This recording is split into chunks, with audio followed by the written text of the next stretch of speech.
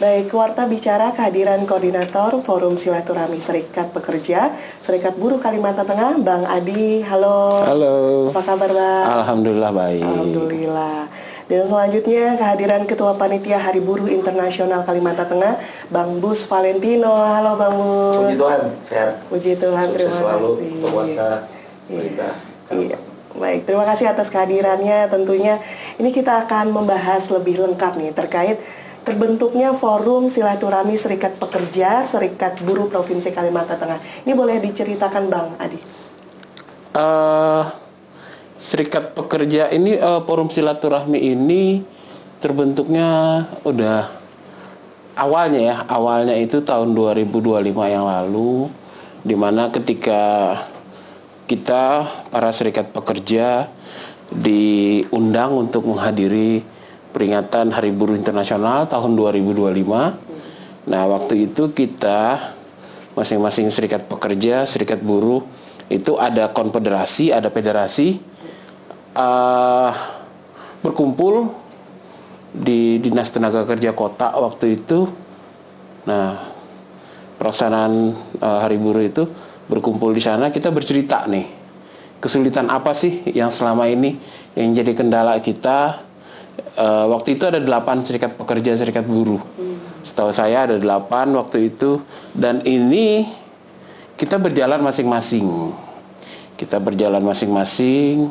Dengan mohon maaf nih, mungkin karena kurangnya komunikasi hingga masing-masing serikat bekerja ini dengan program kerja masing-masing, dengan ego masing-masing.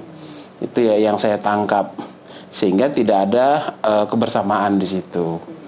Nah, lalu terdapat permasalahan yang sama, itu kesulitan terhadap akses dengan perusahaan, pembelaan ketenaga kerjaan, perburuhan, dan sebagainya juga. Ada terkesan kita ini terhambat di birokrasi. Lalu dengan teman-teman sepakat, bagaimana kalau kita cikal bakalnya nih membentuk forum. Waktu itu kita berkomunikasi dengan pihak Polda. Waktu itu kebetulan kita difasilitasi oleh beberapa personil Polda yang satu visi dengan kita. Beliau juga menginginkan, bisa saya sebutkan ya, yang bersangkutan Pak Dir Intelkam. Beliau sangat respon dengan serikat pekerja Luar biasa di Kalimantan Tengah. Bersama-sama beliau menginisiasi adanya satu wadah untuk bersatu, kata beliau kan. Nah, akhirnya sepakat kita waktu itu deklarasi bersama bahwa serikat pekerja, serikat buruh di Kalimantan Tengah menjaga ketertiban, menjaga perdamaian, turut membantu pemerintah dan mendukung Polri dalam hal keamanan ketertiban masyarakat. Lalu berproses sehingga bulan September kemarin 2025 itu kita sepakat ada 8 serikat pekerja waktu itu kalau nggak salah menyatakan berdirinya Forum Silaturahmi Serikat Pekerja, Serikat Buruh di Kalimantan Tengah. Nah, kita tidak punya ketua di situ. Kita hanya punya koordinator. Koordinator ini bukan pimpinan di forum itu. Dia hanya sebagai fasilitator. Dia sebagai pengatur arus komunikasi dan informasi di forum itu, sebagai jembatan lah. Jadi tidak ada sebagai koordinator, tidak bisa memerintah juga, artinya dia bukan pimpinan organisasi, dia hanya koordinator dari seluruh serikat pekerja yang bergabung di forum itu. Ya, sifatnya sebagai jembatan lah untuk fasilitasi. Jadi wadahnya untuk silaturahmi begitu, iya, fasilitasi. Dari Bang Bu sendiri kepikiran juga untuk gabung ke Forum Silaturahmi ini, boleh diceritakan juga ini seperti apa? Ya, puji Tuhan, saya sebagai orang baru, terus juga kita sebagai anak muda, mungkin mudah-mudahan bisa mewakilkan bahwa bagaimana kita serikat pekerja serikat buruh itu ya harus cerdas dan terutama harus sejahtera. Nah, jadi mungkin dengan adanya terkoordinir seperti ini, saya rasa itu membuat kita juga menjadi mitra yang baik lah dengan pemerintah, terus dengan stakeholder seperti juga dengan TNI maupun Polri. Nah, mungkin juga ya artinya apa yang juga nanti ujungnya seperti Pak Presiden mau dan rakyat mau, ya mudah-mudahan itu tercapai. Begitu ya Bang, ya kira-kira begitu aja sih. Nah, jadi saya bergabung itu pertama di bawah dirangkul, diberikan arahan bimbingan yang saya rasa luar biasa, dan di dalam koordinator maupun di dalam panitiaan juga kita di Mayday juga itu orang-orang tua yang luar biasa. Mereka punya tekad, mereka punya bukan nekat, mereka punya aksi yang cerdas. Jadi saya rasa ya saya pribadi sebagai anak muda ya pengen banget membuat itu dan mensupport itu. Dan tak pastinya kita nggak bisa sendiri kalau nggak ada koordinasi, nggak ada konsolidasi, ya itu nggak mungkin terjadi. Tapi kalau itu ada dan juga keterbukaan, ya mungkin poin yang ditanyakan sama Mbak Beta ya pasti itu akan jalan. Iya, baik. Kita ke Bang Adi, tujuan dan harapan pastinya untuk buruh di Kalteng dengan adanya forum silaturahmi ini, Bang Adi. Ya, yang pasti ketika forum ini terbentuk, tujuannya sama, bagaimana nasib dan kesejahteraan buruh di Kalteng itu bisa menjadi lebih baik lagi. Nah, tentunya dengan forum ini kita sudah berkoordinasi dengan Forkopimda khususnya. Kemarin waktu di Mayday kita ada diskusi dengan Forkopimda, ada audiensi dari Pak Gubernur, Pangdam, Pak Kapolda, Pak Kabinda, Ibu PJ Sekda, Wali Kota, yang mewakili wali kota juga ada, dinas terkait juga ada. Semua menyampaikan keluhan tentang pekerjaan di Kalimantan Tengah, pekerja status buruh, baik itu buruh yang memiliki kontrak atau yang kasarnya itu buruh serabutan, yang penghasilannya tidak tetap, segala apa yang kerjanya musiman, itu juga kita sampaikan melalui forum ini. Nah, kita berharap dengan terbentuknya forum ini lebih menjadi perhatian pemerintah lah tentang ketenaga kerjaan. Ya, alhamdulillah progres ke sana itu semakin nampak gitu. Kemarin dengan peningkatan upah minimum provinsi mengalami kenaikan dari sebelumnya, meskipun Pak Gubernur itu idealnya pengennya 4 juta. Ternyata hasil kesepakatan perundingannya alot juga di 3,6 sekian, dan adanya efisiensi juga. Jadi Pak Gubernur luar biasa sebenarnya untuk memperjuangkan nasib buruh. Oke. Tadi juga Bang Adi juga menyampaikan keluhan-keluhan dari para buruh pastinya, dan melihat juga di Kalimantan Tengah isu ketenaga kerjaan yang paling mendesak nih, Bang Adi. Yang paling mendesak isu ketenaga kerjaan di Kalimantan Tengah itu yang pertama adalah tentang outsourcing. Outsourcing. Nah, itu kalau tata kelola outsourcing kan ada undang-undang yang baru. Hasil turunan dari ini keputusan MK itu harus diterapkan juga, karena tidak semua jenis pekerjaan yang bisa dilakukan outsourcing. Nah, ini perlu diperhatikan lebih seksama lagi bagaimana mekanisme outsourcing itu sendiri, terutama bagi pekerja-pekerja musiman. Karena outsourcing ini tidak memiliki kontrak yang panjang jadinya, ya kan, sehingga pekerja itu kepastian hidupnya itu susah gitu.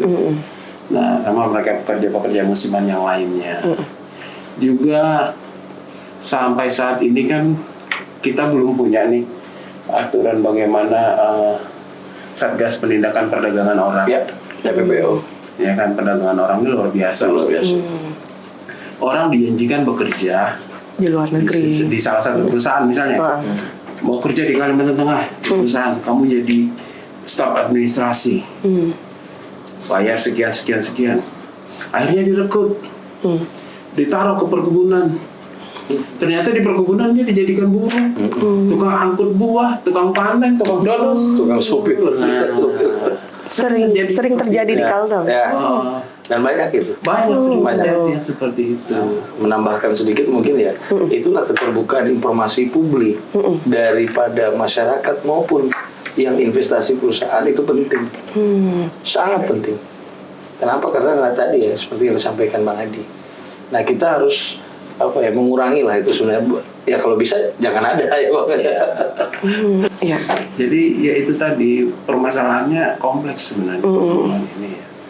Yang pertama itu banyak sekali buruh-buruh yang bekerja di luar jam kerja. Kita bekerja itu 8 jam dengan 1 jam istirahat. Tapi pada kenyataannya, kalaupun ada lembur itu tidak dibayar. Banyak hal seperti itu. Takut melaporkan juga Bang. Buruh juga takut melaporkan. Bingung mereka mengadu kemana. Dan juga pengawasan ya. Pengawasannya juga kita lihat masih terasa kurang banget pengawasan. Sudah kita sampaikan ke pemerintah provinsi, misalnya sudah ditetapkan upah minimum provinsi itu 3,6 sekian. Pada praktek di lapangan masih banyak perusahaan yang tidak memenuhi standar itu gitu. Mempekerjakan orang, lo kalau mau kerja di perusahaan saya seperti ini, gajinya cuma segini. Nah itu sebenarnya tidak dibenarkan. Ketika ada kontrak, UMP-nya harus ini kan harus ditaati, dipenuhi. Apabila tidak dilakukan seperti itu, perusahaan bisa kena sanksi loh. Harusnya. Bisa pidana, bisa perdata. Sanksi administrasi. Iya.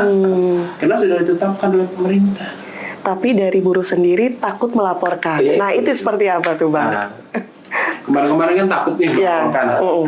Takutnya ada 2, kehilangan pekerjaan atau tidak tahu cara melapornya. Nah itu gimana? Nah, beberapa waktu yang lalu si Desta bulan puasa ya, bulan puasa, pas bulan puasa kemarin, bulan apa ya? Bulan lupa saya. April sekitar April, Maret ya. Serikat Pekerja Serikat Buruh Kalimantan Tengah yang bergabung dalam Forum Silaturahmi Serikat Pekerja Serikat Buruh itu melakukan MOU dengan Polda Kalimantan Tengah, khususnya dengan Kapolda. Yang pelaksanaan di lapangan itu ditangani oleh Pak Polres Krimsus yang diserahkan ke Polres seluruh jajaran kepolisian daerah di Kalimantan Tengah. Di mana salah satunya adalah adanya aplikasi kesepakatan penyelesaian permasalahan ketenaga kerjaan tidak harus melalui pengadilan industrial, tetapi lebih kepada restoratif, lebih kepada perdamaian, lebih kepada mediasi. Nah, itu yang kita lakukan dengan pihak kepolisian. Di mana ada pelanggaran, di mana ada temuan-temuan tindakan yang tidak sesuai aturan, kita bisa melaporkan kepada Polda Kalimantan Tengah. Nah, Polda Kalimantan Tengah dia memiliki portal aduan nih, namanya Sidesta. Sistem Desk Ketenaga Kerjaan. Sudah launching. Sudah launching. Betul. Sedang berproses. Segera launchingnya belum kayaknya, tapi sedang berjalan. Nah itu tidak wajib juga, artinya tidak harus orang itu langsung datang ke Polda, tetapi melalui aplikasi. Bisa menggunakan aplikasi. Artinya buruh yang berada di tengah hutan, kan kita ini beda nih dengan Jawa nih. Iya. Jawa rata-rata ya pabrik itu berada di tengah kota. Betul. Atau di komunitas, di kelompok-kelompok, di kawasan-kawasan tertentu yang sifatnya kawasan ini pemukiman. Ya kan? Ya. Contoh kayak di Sukabumi itu. Ada pabrik sepatu misalnya nih. Di situ pabrik, situ pemukiman, situ pertokoan segala lengkap komplit. Lah kalau kita perkebunan di hutan, di kampung gitu. Iya kan? Nah, sehingga jauh dari kepolisian. Di perkebunan yang ada apa? Paling cuman Babin Kantipmas, Babinsa, paling banter Polsek. Dan problemnya juga mungkin jarang. Dan tidak mungkin wilayah seluas ini hanya ditangani Polsek saja. Dan tidak mungkin orang jauh-jauh datang ke Polda untuk melapor berapa biaya yang dia gunakan. Iya. Nah, makanya luar biasa banget. Pak Kapolda ini Ya.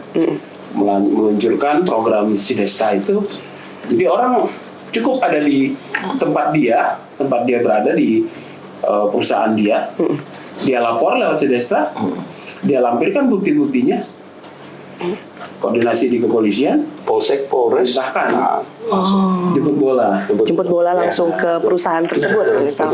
Luar biasa dengan aplikasi Sidesta ini ya. Mudah-mudahan aplikasi ini bisa berjalan dengan baik, ya kan, tidak begitu ada kendala. Betul. Kenapa? Aplikasi ini tentu perlu SDM yang luar biasa.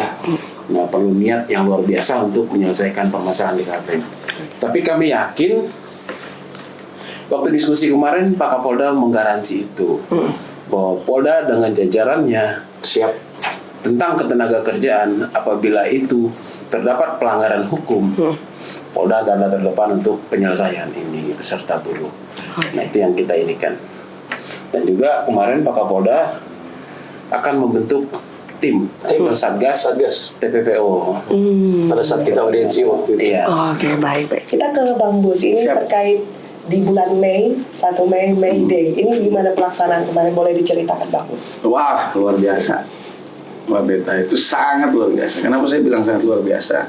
Kami senang panggung yang ada, tempat fasilitas yang ada, support yang ada.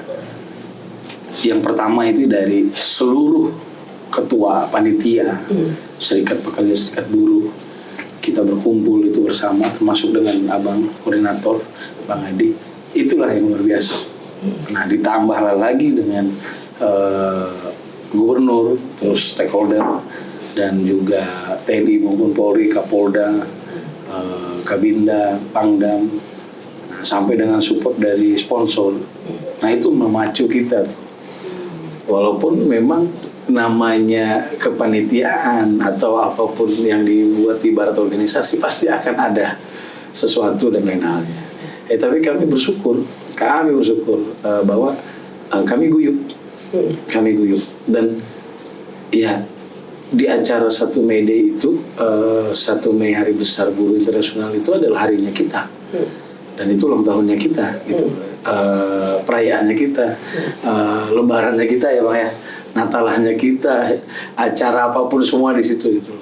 Dari suku maupun agama buruhnya jadi berkumpul. Kita tetap poin kita ya, kita bilang sekarang momennya adalah tidak ada yang kita harus rusuh, kita harus ribut-ribut. Nah, kita sampaikan semua itu dengan yang harmonis.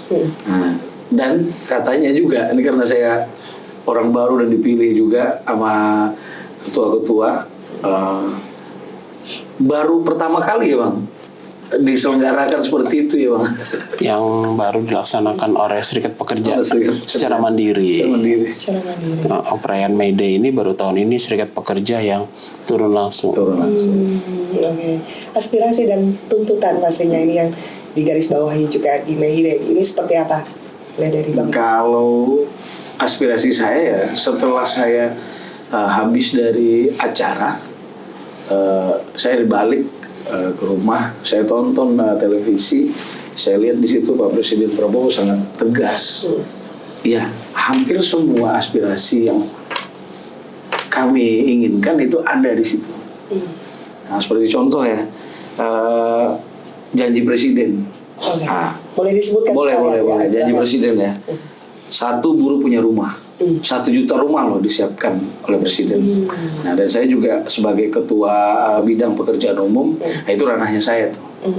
Nanti di situ juga ada rumah 0% DP, dan juga ya bekerja sama dengan Tapra, bekerja sama dengan ketenagakerjaan TNI maupun Polri untuk ketersediaan rumah buruh itu. Terus juga ada daycare dari janjinya Bapak, ada potongan ojek online, ada BPJS untuk ojek online, kredit murah, UU ketenagakerjaan. Nah, itu yang penting tuh. Itu yang penting, seperti outsourcing tadi ya Bang ya. Terus juga ada Satgas PHK. Oh, ini mantap lagi. Kalau ini bisa sampai ke Kalimantan Tengah khususnya. Ya juga terus ada nelayan dan pekerja kapal. Artinya yang mungkin digaungkan seperti kampung nelayan yang kata Bapak itu. Jadi aspirasi saya ya harus dikerjakan ini, Iya. harus dikomitmenkan. Nah, jadi kita bantu nih pemerintah, bantu keseluruhannya.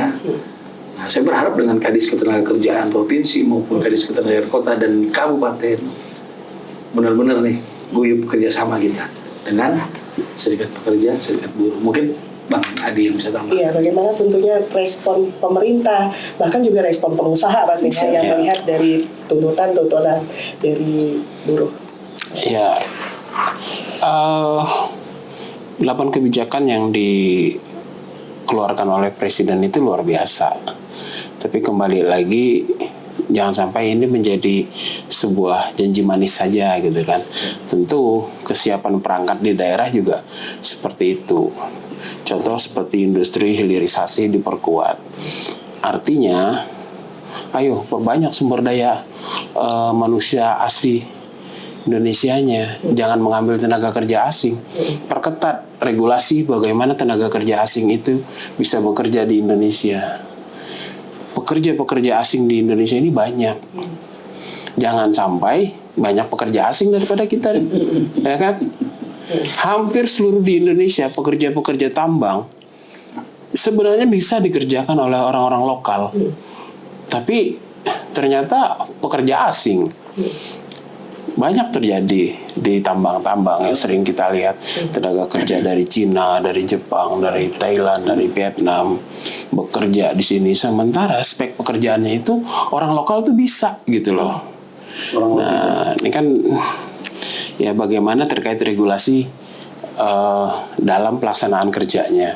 Karena bagaimanapun misalnya investor dari luar itu melakukan investasi di Indonesia, pasti ada beberapa syarat tertentu yang melibatkan tenaga kerja asing.